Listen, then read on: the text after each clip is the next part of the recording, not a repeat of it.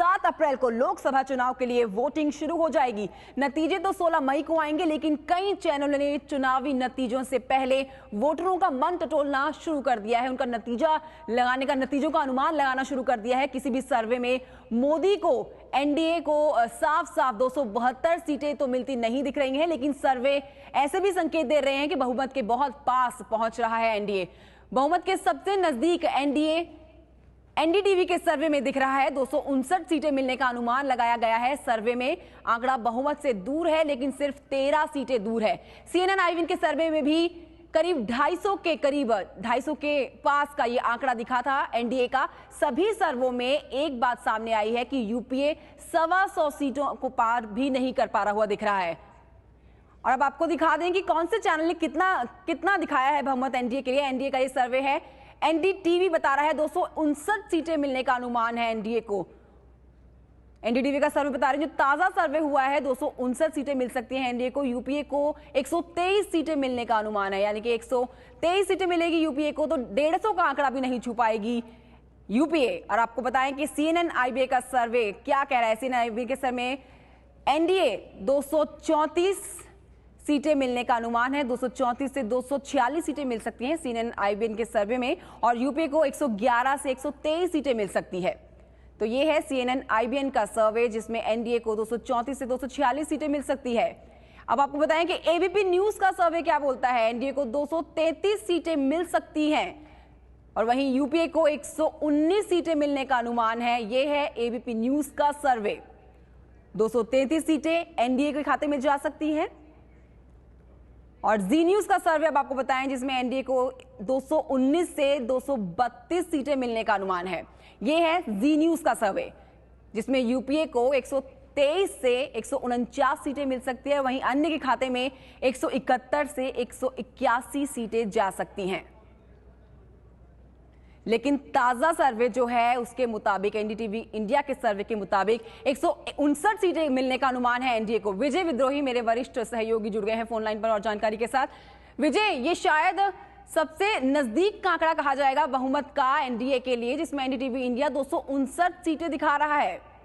जी हाँ, बिल्कुल। और एक ये विचित्र संयोग है कि 2009 में यूपीए को भी 259 सीटें ही मिली थी, और इस बार एनडीए को 259 सीटें दिखाई जा रही हैं, जिसमें टीडीपी को धड़े के रूप में शामिल किया गया एनडीटीवी में। और सीएनएन आईबीएन में 234 से 246 हैं, जिसमें टीडीपी अलग है, और टीडीपी को वो 13 से 19 सीटें दे रहे हैं। अगर धड़े के रूप में शामिल कर दिया जाए एनडीए के अंक के रूप में टीडीपी को सीएनएन आईबीएन के सर्वे में भी, तो भी उसका आंकड़ा करीब 259-260 के आसपास बैठता है। और अगर यही, और इसी तरह जो एबीपी एसी न्यूज नीलसन का सर्वे है, जिसमें 233 सीटें हम लोग दे रहे हैं एनडीए को, और जिसमें टीडीपी अलग है, और वहां भी टीडीपी की सीटें जुड़ जाएं तो फिर वो आंकड़ा 245 के आसपास, 245 के आसपास पहुंचता है। तो कुल मिलाकर अगर यही नतीजे भी ऐसे ही आते हैं तो इससे 2-3 चीजें स्पष्ट हो जाती हैं कि मोदी का प्रधानमंत्री बनना तय है, और मोदी को एक आध बड़ी पार्टी की जरूरत पड़ेगी, जिसमें डीएमके को 11 एनडीटीवी दे रहा है, सीएनएन आईबीएन 10 से 16 दे रहा है। डीएमके पहले भी वाजपेयी सरकार का अंग रह चुका है, तो ऐसे में ये अगर डीएमके शामिल हो जाता है तो 272 के बिल्कुल आसपास पहुंच सकता है बीजेपी और या एनडीए, जिसमें प्रधानमंत्री मोदी हो सकते हैं। ये एक पूरी की पूरी संभावना है, पहली बात। दूसरा, कांग्रेस के लिए राहत की बात ये हो सकती है कि जहां डबल डिजिट की बात बताई जा रही थी, वहां ट्रिपल डिजिट में करीब 100 के पार वो जा रही है। लेकिन उसके लिए बड़े दुख की बात है कि 114 जो 1999 में उसकी सबसे कम सीटें आई थी, उससे भी नीचे अभी 194 से 106 और एनडीटीवी में 104 बताई जा रही हैं, और हमारा सर्वे भी 100 से नीचे उनको सीटें कांग्रेस को दे रहा है। तो लेकिन मोटे तौर पर सबसे बड़ी राहत मोदी के लिए कि अगर यही चीजें नतीजे के रूप में आते हैं तो मोदी का प्रधानमंत्री बनना बिल्कुल तय है। जो क्लब 160 या दूसरी बातें कही जा रही थी, वो सब फिर गौण हो जाती है। जी, तो बिल्कुल मोदी का प्रधानमंत्री बनना काफी तय नजर आ रहा है। ताजा सर्वे जो है वो है एनडीटीवी का, एनडीटीवी इंडिया का सर्वे है, जिसमें 259 सीटें मिलने का अनुमान है एनडीए को। इससे पहले आपको बता दें, सीएनएन आईबीएन ने 250 के पास का आंकड़ा दिखाया था, लेकिन अभी ताजा सर्वे सीधा बता रहा है कि एनडीए जो है 259 सीटें पा सकता है। विजय हमारे साथ बने हुए हैं। विजय, 259 है सीटें पाने की जो अनुमान लगाया गया है एनडीटीवी की इंडिया की तरफ से, 13 सीटें महज दूर रहेंगे बहुमत से।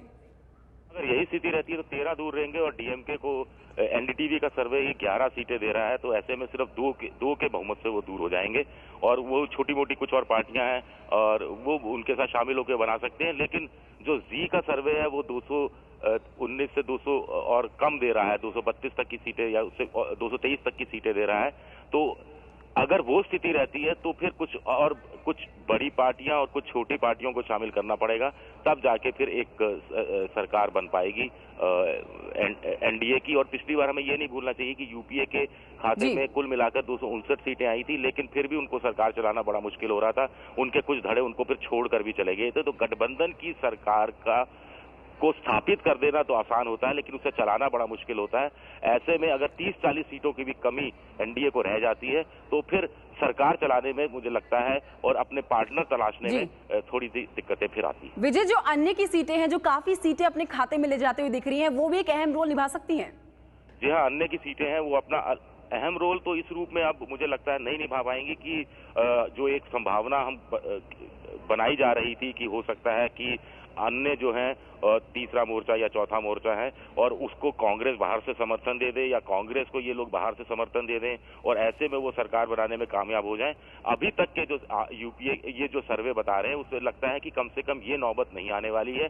सबसे बड़ी पार्टी, सबसे बड़ा धड़ा एनडीए होगा और स्वाभाविक तौर पर राष्ट्रपति इसी को पहली सरकार बनाने के लिए बुलाएंगे और 30-40 सीटें भी कम रह जाती हैं तो भी एनडीए की बहुत करीब 100% चांसेस होगी कि वो अपनी सरकार बना ले। 272 का आंकड़ा अपने सहयोगी या बाहर से कुछ और सहयोगियों को जुटाकर अपने साथ जुटाने में कामयाब हो जाए। विजय, एनडीटीवी का अब तक का सबसे नजदीक का ये आंकड़ा रहा है बहुमत को लेकर, एनडीए का 259 का बताया है। इससे पहले CNN IBN ने 250 के पास पहुंचाया था एनडीए को। अभी क्या माना जा सकता है कि आने वाले समय में जो अब और सर्वे होंगे वो एनडीए को और मजबूत दिखाएंगे? 272 का जो प्लस का आंकड़ा है वो भी अकेले बीजेपी अपने दम पर ले आ सकती है? नहीं, इसके बाद कोई और ओपिनियन पोल नहीं आ सकता। 7 तारीख को पहले चरण का मतदान है और 5 तारीख की शाम के 5 बजे के बाद और कोई किसी तरह का कोई ओपिनियन पोल अब आ नहीं सकता है। ये आखिरी ओपिनियन पोल है हमारे पास। हाँ, दूसरी बड़ी बात है कि पिछले 3-4 महीने से जितने सर्वे आ रहे हैं उसमें लगातार ग्राफ एनडीए का आगे बढ़ा है। हालांकि यूपीए भी सरकती थोड़ी सी आगे बढ़ी है, लेकिन एनडीए का ग्राफ बड़ी तेजी से बढ़ा है। तीसरी बात है कि अब जैसा मैंने कहा कि कोई और ओपिनियन पोल नहीं आ सकता, लेकिन ये जो ओपिनियन पोल आ रहे हैं इनको देखकर जो फेंस सिटर होता है 5 से 7% वोटर, वो फिर तय करता है कि उसको किस तरफ जाना है और कई बार वो सर्वे के बहाव में बह जाता है, सर्वे के साथ चला जाता है। अगर ऐसा हुआ जैसा कि पहले पिछले चुनाव में भी हमने देखा है तो ऐसे में फिर हम मान सकते हैं कि एनडीटीवी जो 259 बता रहा है सर्वे के मुताबिक, उसमें कुछ बढ़त ही हो सकती है, घटत इसमें होगी ऐसा नहीं लगता। शुक्रिया आपका विजय, तमाम जानकारी देने के लिए। तो बढ़त ही हो सकती है इस सर्वे में, घटत कहीं नहीं हो सकती है। ताजा सर्वे जो है वो एनडीटीवी का है जो एनडीए के खाते में 259 सीटें जाने का अनुमान बता रहा है।